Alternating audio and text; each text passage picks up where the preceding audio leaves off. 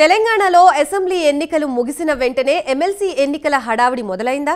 ఖాళీ అయిన 6 ఎమ్మెల్సీ స్థానాల్లో ఏ పార్టీ ఎన్ని స్థానాల్ని కైవసం చేసుకోబోతోంది? గవర్నర్ కోటా ఎమ్మెల్సీ స్థానాల్లో అధికారం కాంగ్రెస్ ఎవరిని నామినేట్ చేయబోతోంది? ఎమ్మెల్యే కోటాలో ఉన్న 2 ఎమ్మెల్సీ స్థానాల్లో ఒకదానినైనా బీఆర్ఎస్ గెలవగలదా? స్థానిక సంస్థల ఎమ్మెల్సీ, పట్టభద్రుల ఎమ్మెల్సీ స్థానాలకి ఎన్నికలు నిర్వహిస్తే ఏ పార్టీ విజయం సాధించగలదు?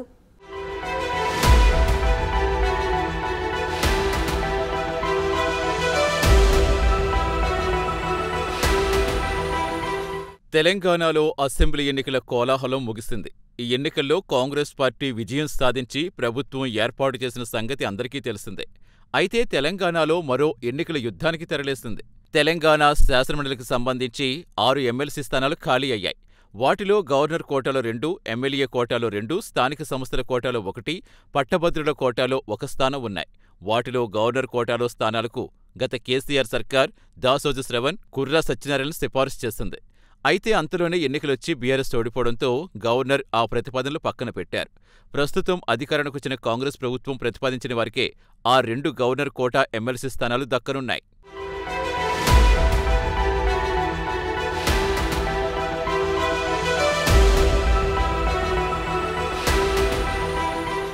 ఇదిలా ఉంటే ఎమ్మెల్యే కోటాలో ఎమ్మెల్సీలుగా ఉన్న కడియం శ్రీహరి స్టేషన్ గన్పూర్ నుంచి, పాడి కౌశిక్ రెడ్డి హుజూరాబాద్ నుంచి ఎమ్మెల్యేలుగా గెలుపొందారు. ఇక మహబూబ్ నగర్ స్థానిక సంస్థల ఎమ్మెల్సీగా ఉన్న నారాయణ రెడ్డి కల్వకుర్తి నుంచి ఎమ్మెల్యేగా గెలుపొందారు. అలాగే నల్గొండ, ఖమ్మం, వరంగల్ పట్టభద్రుల స్థానం నుంచి ఎమ్మెల్సీగా ఉన్న పల్లా రాజేశ్వర్ రెడ్డి జనగామ నుంచి ఎమ్మెల్యేగా గెలిచారు. ఈ 4 ఎమ్మెల్యేల గెలుపును కేంద్ర ఎన్నికల సంఘం గుర్తించడంతో వారికి సంబంధించి 4 ఎమ్మెల్సీ స్థానాలు ఖాళీ అయ్యాయి. ప్రస్తుతం ఆ 4 ఎమ్మెల్సీ స్థానాలకు ఎన్నికలు జరగాల్సి ఉంది. వీటిలో ఎమ్మెల్యే కోటాలో ఉన్న 2 ఎమ్మెల్సీ స్థానాల్లో కాంగ్రెస్, బీఆర్ఎస్ పార్టీలు చెరో ఎమ్మెల్సీ స్థానం కైవసం చేసుకునే అవకాశం ఉంది. ఒకవేళ కాంగ్రెస్ 2 ఎమ్మెల్సీ అభ్యర్థులను నిలబెడితే మాత్రం ఎన్నికలు జరపాల్సి ఉంటుంది. అదే జరిగితే 119 స్థానాలున్న తెలంగాణ అసెంబ్లీలో కాంగ్రెస్కు 64 స్థానాలు, బీఆర్ఎస్కు 39 స్థానాలు ఉండగా 8 స్థానాలున్న బీజేపీ, 7 స్థానాలున్న ఎంఐఎం పార్టీల మద్దతు కీలకమవుతుంది.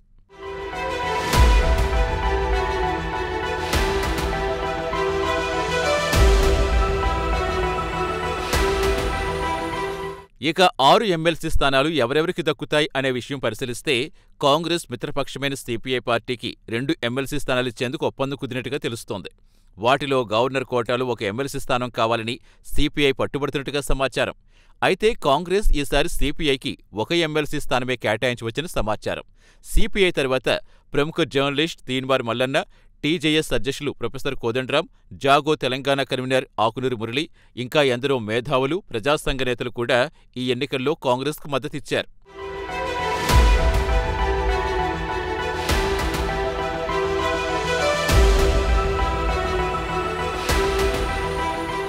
ఇదిలా ఉంటే కేసీఆర్ సర్కార్పై నిప్పులు జరిగిన తీన్మార్ మల్లన్న గతంలో కొత్త పార్టీ పెడతారనే వార్తలు వచ్చాయి.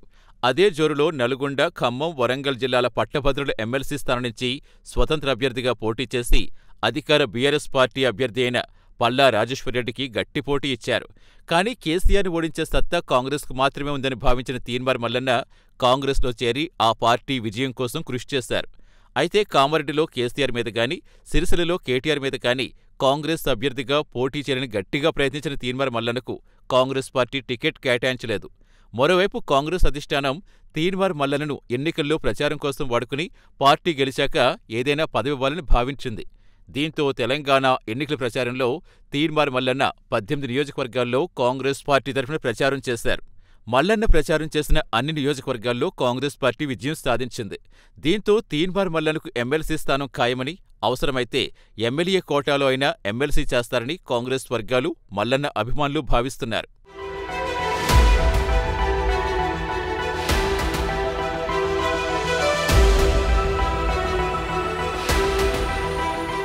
ఇక తెలంగాణలో కీలక పాత్ర పోషించిన, ప్రస్తుతం తెలంగాణ జనసమితికి అధ్యక్షుడిగా ఉన్న ప్రొఫెసర్ కోదండరాంని రాజ్యసభకు పంపించవచ్చని తెలుస్తోంది. అలాగే జాగో తెలంగాణ కన్వీనర్ అయిన ఆకునూరి మురళికి గవర్నర్ కోటాలో ఎమ్మెల్సీ పదవి దక్కవచ్చని తెలుస్తోంది. మరోవైపు కాంగ్రెస్ అభ్యర్థులుగా బరిలోకి దిగి ఓటమి పాలైన షబ్బీర్ అలీ, ఫిరోజ్ ఖాన్లలో ఒకరికి ఇప్పుడు, మరొకరికి తర్వాత ఎమ్మెల్సీ పదవి కట్టబెట్టాలని కాంగ్రెస్ భావిస్తున్నట్టుగా సమాచారం. అలాగే గ్రేటర్లో ఖాతా తెరవని కాంగ్రెస్ అక్కడి నుంచి మధు యాష్కి, మైనంపల్లి అంజనీ కుమార్ యాదవ్లలో ఎవరికో ఒకరికి ఎమ్మెల్సీ పదవి ఇస్తారని తెలుస్తోంది. ఇదిలా ఉంటే సీనియర్ నేత జానారెడ్డికి కూడా ఎమ్మెల్సీ పదవి ఇవ్వవచ్చంటున్నారు.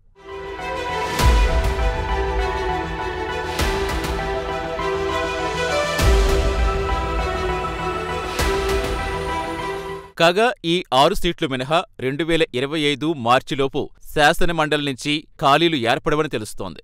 ఈ నేపథ్యంలో ఎమ్మెల్సీ సీట్లు ఆశించేవారందరినీ ఇప్పట్లో సంతృప్తిపరచలేని పరిస్థితి నెలకొంది. దీంతో కాంగ్రెస్ విజయానికి సహకరించిన మేధావులు, ప్రజా సంఘాల నాయకులను ఇతరాతర అవకాశాలతో సర్దుబాటు చేయాల్సి ఉంటుంది. మొత్తంగా చూస్తే కాంగ్రెస్ అధిష్టానం ఎవరెవరికి సీట్లు కేటాయిస్తుందనే అంశంపై ఈ నెలాఖరులోపు స్పష్టతొచ్చే అవకాశం ఉందంటున్నారు.